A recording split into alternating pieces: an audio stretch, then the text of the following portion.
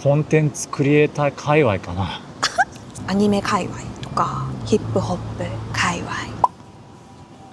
みちはさ、日本に来て何年だっけ？私は日本で生まれてから10歳まで日本にいて、その後海外に行ってたけど、かれこれ17、8年かな。17、8年。あ、そっか。最近さ、界隈っていうさ、言葉があるよね。界隈ね。そうね。コミュニティに結構近い言葉かもね、界隈って。でもどうやって定義したらいいかな、界隈って。界隈の意味だよね。もともとの意味は、この辺りとか、その辺りっていうこと？なんか地図で言う、この辺とか、この辺、その辺とか、ロケーション。でも最近はもっとニッチな。例えばアニメが好きな人がいたらアニメ界隈とか、アニメ界隈、ヒップホップ界隈とか、ヒップホップ界隈。あと面白いのがあって、フロキャン界隈。フロキャン？フロキャン？風呂ってお風呂の風呂？そう、っていうお風呂。キャンセル。界隈。風呂をキャンセル？そう。風呂に入らないってこと？そう。へえ、初めて聞いた。ね。私も最近知った言葉なんだけど、でも面白いなって思うのが、コミュニティって言ったらさ、顔が見えて集まったり、なんか趣味をさ一緒にやったりする人たちのこと言うのかな。で、そういうソーシャル、社交的な面があると思うの。人と集まってやること。そう。でも界隈っていうのはお互いの顔を知ってなくっても界隈って呼べる。ああ、そっか。じゃあ一人でも界隈に入ってる。そう。じゃあ僕は日本語コンテンツクリエイター界隈かな。それだと思う。そっか。私は何界隈だろう。毎日海辺に出かける界隈。毎日海行ってるんだ。毎日、自転車漕いで海行ってる。あ、いいね。気持ちいいよ。海行ってる界隈。海行ってる界隈。海大好き界隈。そっか。面白いな。じゃあそうやってコミュニティと界隈の違いを聞くと、日本でコミュニティと海外のコミュニティって少し違いそうだね。言えてる。どういう違いがあると思う？コミュニティって聞くと、これは世界で同じだと思うけど、誰かが始めたり、人が集まったりするものだよね。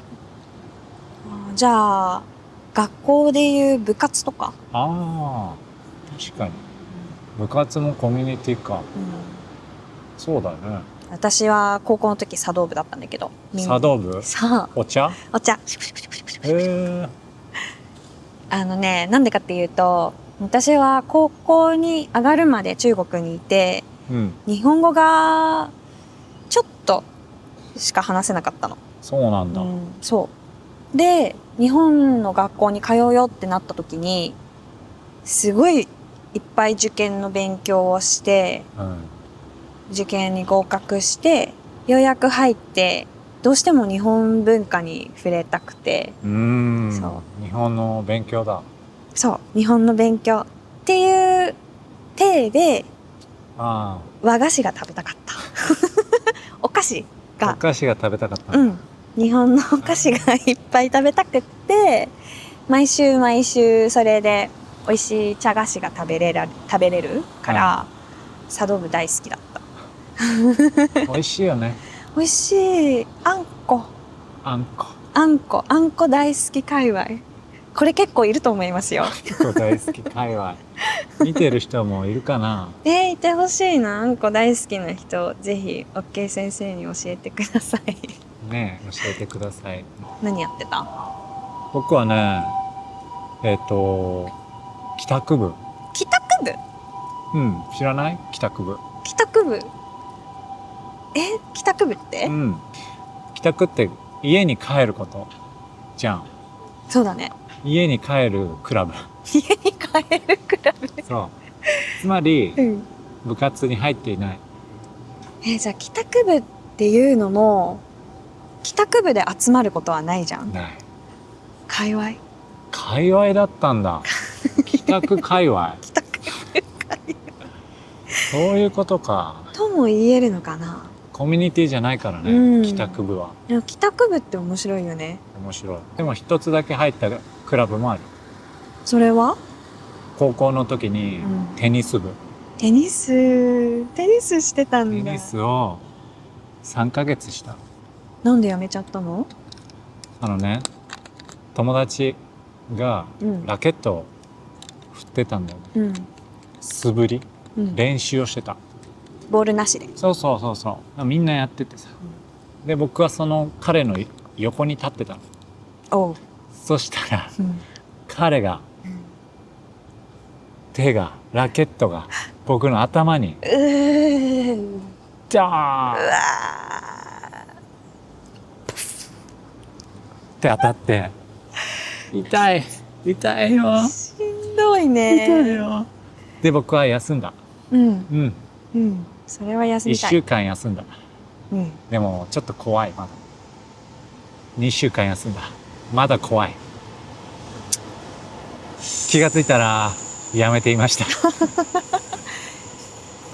でもテニス部はコミュニティだったと思う。確かに日本の部活で運動の部活とそうじゃない部活ってちょっと温度差あるよね。確かに違いがあるね。気持ちがちょっと違うよ。熱血みたいなイメージ。頑張るぞが熱血だよね。しかも競技があるわけでしょ。その大会とか、大会、トーナメント。トーナメントがあるからそのために練習したりとか、競い合ったりとか励まし合ったりとか、そう茶道部はそういう競争はないから、そっか。行事はある。行事そうお正月冬休みが明ける時に、初釜って言って初めて初釜その日にみんなで初めて集ってお茶をいただくんだけど、その時にね着物着るんだよね。そうなんだ。だから着物が大好きになった。それがきっかけで着付けを勉強するようになって。着付けって着物を着る方法？そう。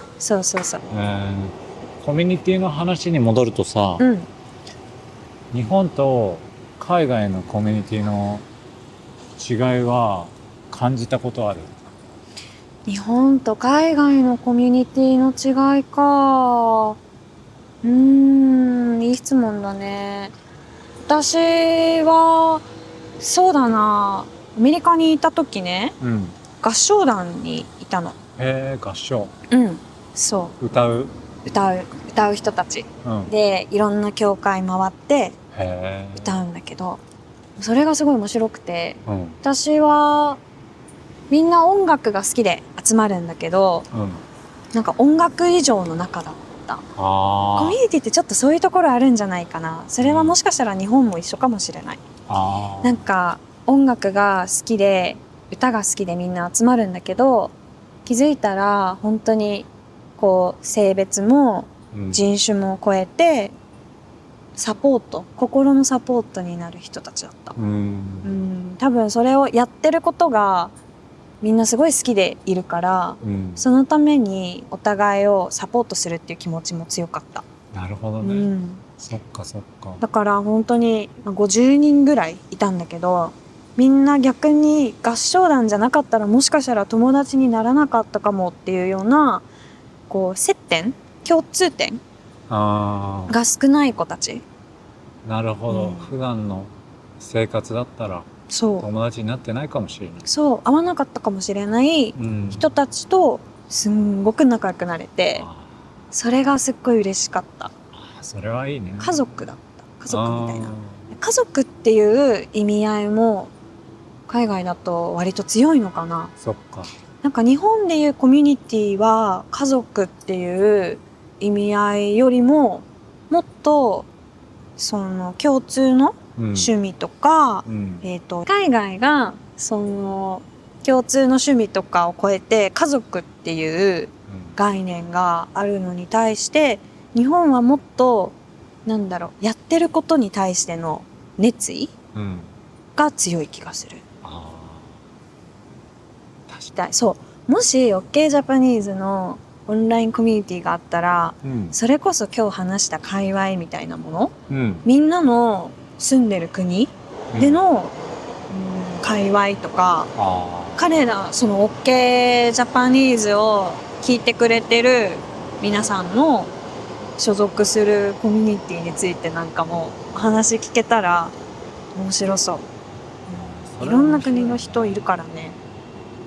確かにそれは面白いね。うん実際に話せると面白そうだね。うんうん面白そう。うん、興味がある。そうだね、うんオンラインでみんなで今日は界隈について話しましょう。うんその時はね、うん道もね、ゲストはいスピーカーとしてはい参加してほしい。ぜひ。うん、いやー、まあ、界隈とコミュニティね、違い。ねちょっとみんなのコメントもぜひ書いてみてください。皆さんはコミュニティはどう思うとか、何界隈ですか？何界隈ですか？うん。じゃあ、ありがとう。ありがとう。うん。また話そう。はいうん。はいじゃあね。じゃあね